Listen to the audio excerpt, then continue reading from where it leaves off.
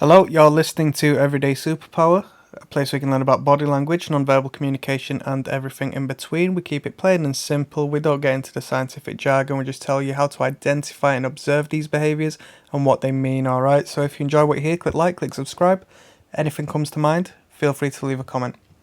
Today, we're going to be talking about an individual whom has their hand behind their head, their hands behind their heads potentially, or hair stroking or petting of the head, scratching of behind the head, alright? So we're going to take it to, the rear of the skull. We can take it to the neck if we want to go there, alright? So we're going to be talking about a scratching, a rubbing, a petting, ruffling of the hair at the back of the head if there is hair to be done. If not, we're looking at the holding of the back of the neck and the head with the palm of the hands, and so on and so forth. Okay, so we've spoken about cradling and stuff in the past.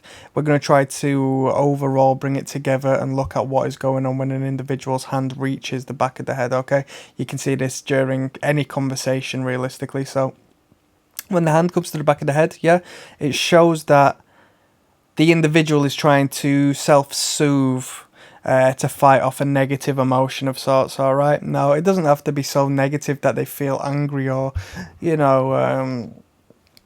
this and that and the third. It could just be slightly anxious in the face of potentially looking, quite foolish in front of you if it was in a courtship situation, or,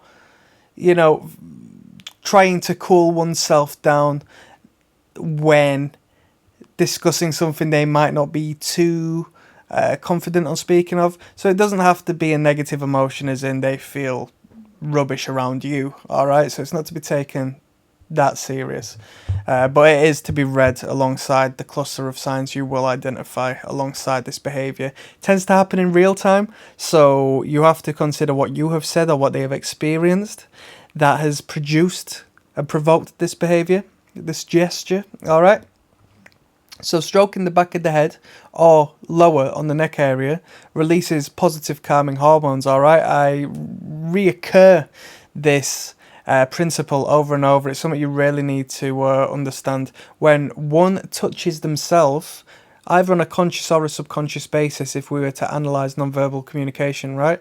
They're touching the nerve endings on the skin, okay? Replicating somebody else touching them in those particular areas, whether that be a parent in the past, a relationship that's come and gone, or generally speaking, just rubbing areas that feel good, okay? Now that sends positive hormones to the brain, which fights off that stress, alright? So if they touch their face, touch their nose, touch their lips, touch their shoulders, touch their arms, touch their blah on a subconscious basis, so they just happen to do it and you wonder why are they doing that.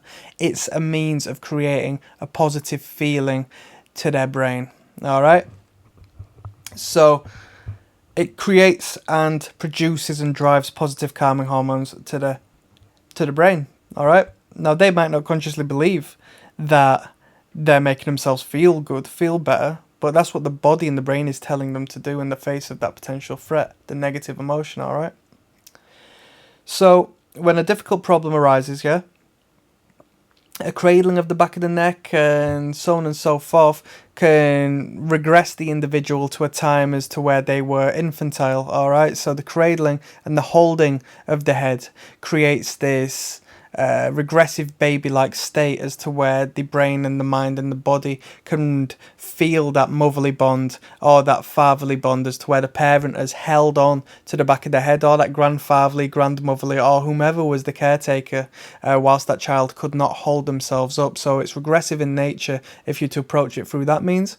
If the individual is pulling at the hair or ruffling the back of the head and sort of massaging into the hair, right, that could be in reflection of the mother or somebody back in them years who used to play with the hair and used to calm the individual down by touching and ruffling and, stroking the hair, as some mothers do to girls and whatnot. Alright, so you have to look at where this stimuli could stem from, but at the end of the day, it's down to the production of positive feel-good hormones in the face of a threat, okay? Because they're touching themselves, they're self-soothing themselves, they're pacifying themselves, okay?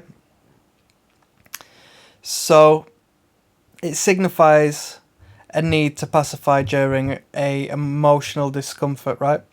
As the parent did. Okay?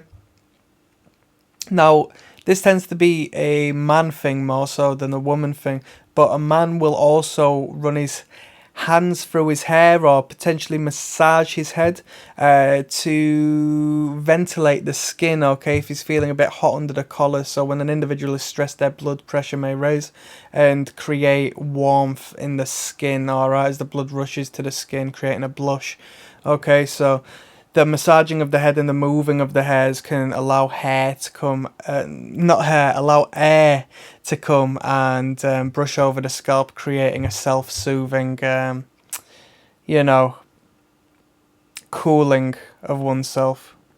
Alright.